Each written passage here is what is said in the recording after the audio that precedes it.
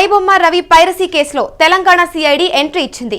ఐబొమ్మ రవి వివరాలు సేకరించిన తెలంగాణ సిఐడి ఇప్పుడు గేమింగ్ మరియు బెట్టింగ్ సైట్లను కూడా ప్రమోట్ చేస్తున్నారు అని కూడా రవి బయటపడింది. ఇక ఇప్పటికే బెట్టింగ్ ప్రమోషన్ కేసులపై సిఐడి దర్యాప్తు అయితే మొదలుపెట్టింది. ఇక సైబర్ క్రైమ్ పోలీసుల దగ్గర కూడా సమాచారం సేకరించింది సిఐడి.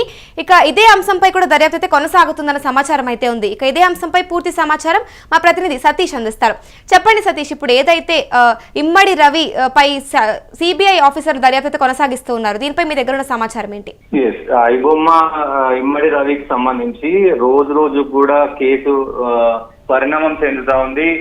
సిసిఎస్ పోలీసుల పరిధిలో ఇప్పుడు విచారణ ఆల్రెడీ జరుగుతుంది. సో ఈ విచారణలో భాగంగా ఆయన ఎక్కడి నుంచి డేటా తీసుకున్నారు, ఎక్కడి నుంచి ఎవరెవరు సపోర్ట్ చేశారు, దీనికి సంబంధించి అసలు దీన్ని ఎలా స్టార్ట్ చేశారు, ఇదంతా ఇన్వెస్టిగేషన్ జరుగుతుంది. సో ఈ నేపథ్యంలోనే ఇమ్మడి రవి సినిమాస్ పైరసీతో పాటుగా బెట్టింగ్ యాప్స్ ఐబొమ్మ కావచ్చు, బప్పం కావచ్చు, ఐబొమ్మ 1 కావచ్చు, వీటిపైన బెట్టింగ్ యాప్స్ సంబంధించిన యాడ్స్ ఇవ్వడం కానీ, అలాగే గేమింగ్ సంబంధించిన యాడ్స్ ఇవ్వడం కానీ, దీనికి సంబంధించి పెద్ద ఎత్తున అయితే కూబింగ్ జరుగుతూ ఉంది.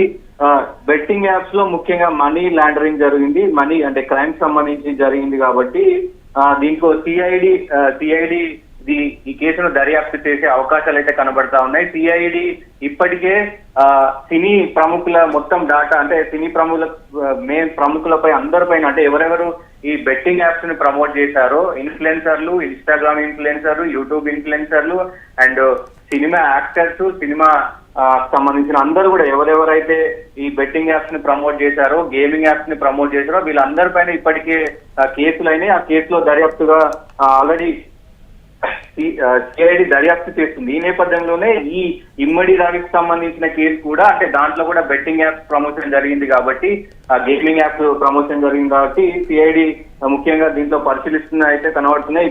బెట్టింగ్ యాప్స్ కేసు సంబంధించి ఇటు సిసిఎస్ పోలీసులు, సిఐడి పోలీసులు, దీంట్లో ముఖ్యంగా ఇంకా ఈడీ కూడా, అంటే మనీ లాండరింగ్ జరిగింది కాబట్టి ఈడీ కూడా ఎంటర్ అయ్యే అవకాశాలు అయితే కనబడతా ఉన్నాయి.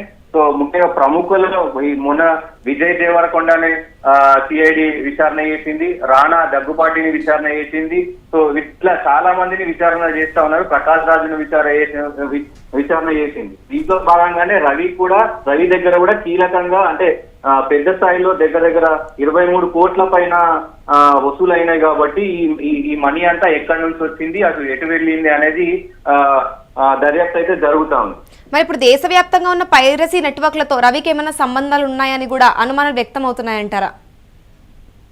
ఈ నేపథ్యంలోనే, అంటే దానికి సంబంధించే, అంటే నెట్వర్క్ ఎక్కడెక్కడ ఉంది, ఏ దేశాల్లో ఉంది, ఎక్కడెక్కడ నుంచి వెబ్సైట్లు రన్ చేస్తా ఉన్నారు, ఎక్కడెక్కడ నుంచి డొమైన్లు రన్ చేస్తా ఉన్నారు, ఈ మొత్తం వ్యవహారానికి సంబంధించి ఎక్కడెక్కడ మొత్తం మూలాలు ఉన్నాయి, దీని వెనకాల ఎవరెవరు ఉన్నారు, అందరిపైన కూడా నిఘా పెట్టిరు. అందుకే సిఐడి ఎంటర్ అయింది. దీని తర్వాత ఈడీ కూడా ఎంటర్ అవ్వబోతుంది అనేది కూడా తెలుస్తా ఉంది. పెద్ద ఎత్తున, అంటే ఈ ఇమ్మడి రవి ఒక్క విషయంలోనే కాకుండా బెట్టింగ్ యాప్స్ పైన తెలుగు ఇండస్ట్రీ కావచ్చు, ఇటు మొత్తం ఇండస్ట్రీ కూడా, అంటే బాలీవుడ్, టాలీవుడ్ అన్ని ఇండస్ట్రీలు కూడా బెట్టింగ్ యాప్స్ ప్రమోషన్ చేసినాయి.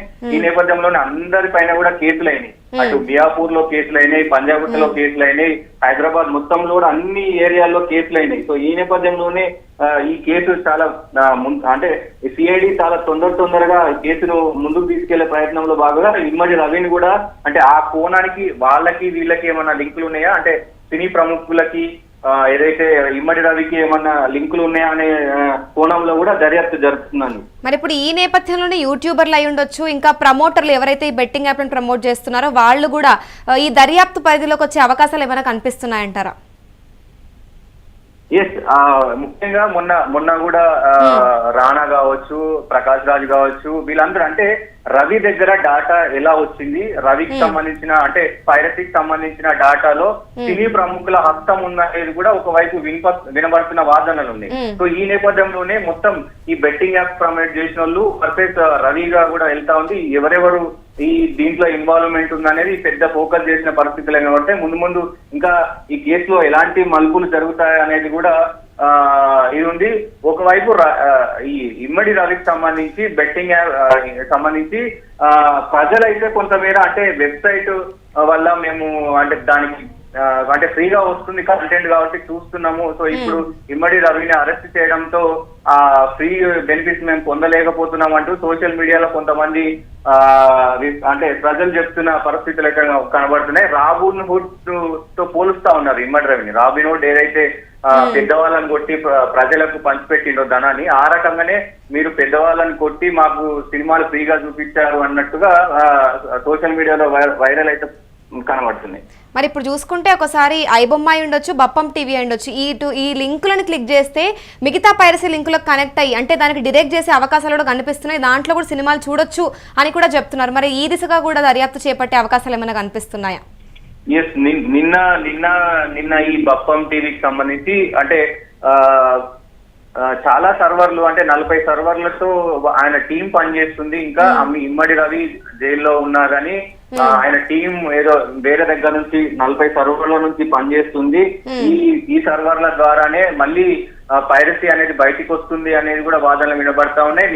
నిన్న ఏదైతే కొంచెం పోలీసులు చెప్పిన దాని ప్రకారం లింకుల పైన ఓపెన్ చేస్తే సినిమా డౌన్లోడ్ అనేది వస్తుంది అనేది కూడా కొంచెం ఇన్ఫర్మేషన్ అయితే వచ్చింది. సో దానిపైన కూడా సిఐడి ఫోకస్ చేసింది, సిసిఎస్ పోలీసులు కూడా ఫోకస్ చేశారు. మొత్తం దీనికి సంబంధించిన మొత్తం అంతా అంటే ఏ కోణంలో అసలు ఎక్కడెక్కడ ఎవరెవరు ఉన్నారు, ఎవరెవరు ఎంతమంది పనిచేస్తున్నారు అనేది పెద్ద వీళ్ళకు పరిణామంగా మారింది. అటు సైబర్ అంటే మన సిపి సజ్జనార్ చెప్పినట్టు సైబర్ కి సంబంధించి అన్ని కోణాల్లో కూడా పోలీసులు దర్యాప్తు చేస్తా ఉన్నారు. Right, thank you Satish. ఒకసారి చూసుకున్నట్లయితే ఐబొమ్మ రవి పైరసీ కేసులో కూడా తెలంగాణ సిఐడి అయితే ఎంట్రీ ఇచ్చేసింది. ఐబొమ్మ రవి వివరాలు సేకరించారు తెలంగాణ సిఐడి. ఇక గేమింగ్ మరియు బెట్టింగ్ సైట్లను కూడా రవి ప్రమోట్ చేస్తున్నారని కూడా సమాచారం ఉంది. ఇక ఇప్పటికే బెట్టింగ్ ప్రమోషన్స్ కేసులపై సిఐడి దర్యాప్తు అయితే స్టార్ట్ చేసింది. ఇక సైబర్ క్రైమ్ పోలీసుల దగ్గర కూడా చూసుకుంటే సమాచారం సేకరించి సిఐడి అయితే ప్రస్తుతం దర్యాప్తు చేపట్టే దిశగా అయితే వెళ్తూ ఉంది. ఇక డేటా ఎక్కడి నుంచి తీసుకొస్తున్నారో, సర్వర్లు ఎక్కడ కనెక్ట్ అయి ఉన్నాయి, ఇంకా మిగతా లింకులు ఎక్కడెక్కడ ఉన్నాయి పైరసీవి అనే దిశగా కూడా దర్యాప్తు అయితే కొనసాగుతూ ఉంది. ఇక్కడ సిఐడి మాత్రమే కాదు, ఇంకా ఈడీ కూడా ఎంటర్ అయ్యే అవకాశాలు కూడా బాగానే కనిపిస్తూ ఉన్నాయి. ఇక చూసుకుంటే ఈ దర్యాప్తులోనే యూట్యూబర్లు అయి ఉండొచ్చు, ఇంకా ఎవరెవరైతే బెట్టింగ్ యాప్లని మరియు పైరసీలని ఎవరైతే ఎంకరేజ్ చేస్తున్నారో, ఎవరైతే ప్రమోట్ చేస్తున్నారో ఆ ప్రమోటర్లు కూడా ఇందులో ఇన్వాల్వ్ అయ్యే అవకాశాలు కూడా కనిపిస్తున్నాయి. వాళ్ళపై కూడా చర్యలు తీసుకునే అవకాశాలు కూడా కనిపిస్తున్నాయి. గతంలో మనం చూసుకున్నట్లయితే రాణా అయి ఉండొచ్చు, ప్రకాష్ రాజ్ అయి ఉండొచ్చు, ఇలా చాలా మంది సెలబ్రిటీలు కూడా బెట్టింగ్ యాప్ల విషయంలో ప్రమోట్ చేసినందుకు ఆల్రెడీ వాళ్ళపైన చర్యలు తీసుకోవడం జరిగింది. వాళ్ళ నుంచి దర్యాప్తు కూడా చేపట్టడం అయితే జరిగింది. ఇప్పుడు ప్రస్తుతం అయితే ఇమ్మడి రవి పైన కేవలం పైరసీనే కాదు, ఇటు గేమింగ్ మరియు బెట్టింగ్ సైట్లను కూడా ప్రమోట్ చేశారు అంటూ సిఐడి అయితే ఇందులో రంగంలోకి అయితే ఎంటర్ అవ్వడం జరిగింది. ఇప్పుడు దర్యాప్తు కూడా చేపడుతున్నారు. ఇంకా ఇప్పుడు ఈ దర్యాప్తు ఎక్కడి వరకు కొనసాగుతుంది, ఇంకా లాస్ట్లో ఏం జరుగుతుందనే చూడాల్సి ఉంది.